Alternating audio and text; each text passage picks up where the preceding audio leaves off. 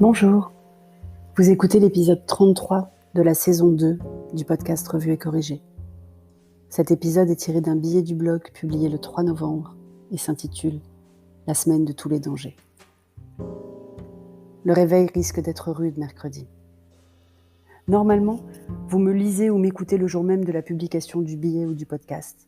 Dans ce cas précis, mardi 3 novembre 2020. Mardi 3 novembre 2020, le mardi après le premier lundi de novembre, jour de l'élection américaine.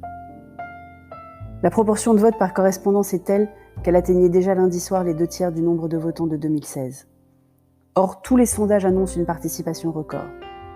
Ça veut dire surtout que de nombreux bulletins ne seront pas dépouillés dans la nuit, américaine la nuit, et pas au sens Truffaut du terme, de mardi à mercredi. Il va donc y avoir incertitude sur le résultat pendant un moment, et la longueur de ce moment est impossible à déterminer à l'avance, car elle dépend de pas mal de facteurs. Il va d'abord y avoir le compte comme à toutes les élections. Normalement, comme en France d'ailleurs, une fois un certain nombre de bulletins dépouillés, on peut faire une projection du résultat final. Mais les projections s'appuient sur le passé. Or, cette année, du passé a été fait table rase. Donc les algorithmes ne servent probablement pas à grand-chose. Encore faut-il que ceux qui les utilisent le sachent ou l'admettent. Il va y avoir la course habituelle des médias pour call un État.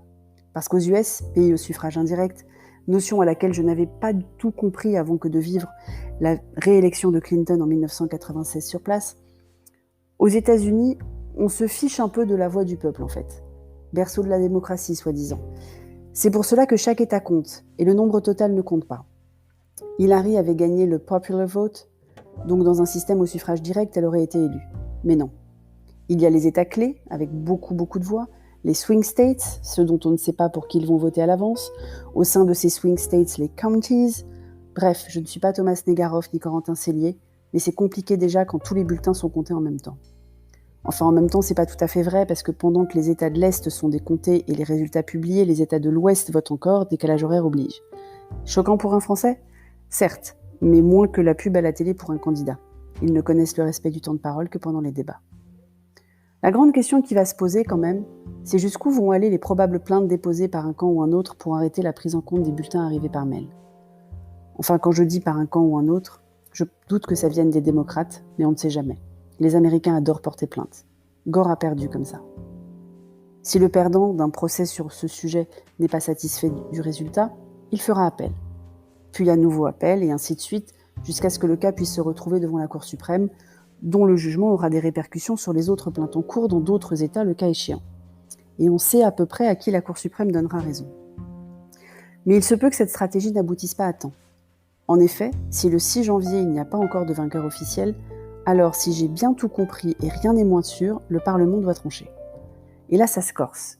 Si j'ai bien tout compris toujours, chaque État n'a qu'une seule voix et non pas chaque député.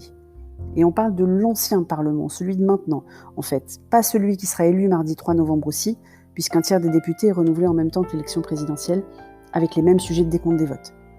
J'ai l'impression d'une poupée russe, là. Un comble, quand même. La dernière possibilité est trop horrible pour la citer, et pourtant cela fait déjà plusieurs semaines que je dis à chair et tendre que ça nous pend au nez. La guerre civile. Ils ont déjà attaqué un bus de campagne. Ils se sont approvisionnés en munitions, au point que même les plus fervents anti-guns des démocrates ont pour certains acheté un flingue. Ils s'époumonnent sur les réseaux sociaux et trouvent un refuge ailleurs dès qu'un groupe est banni.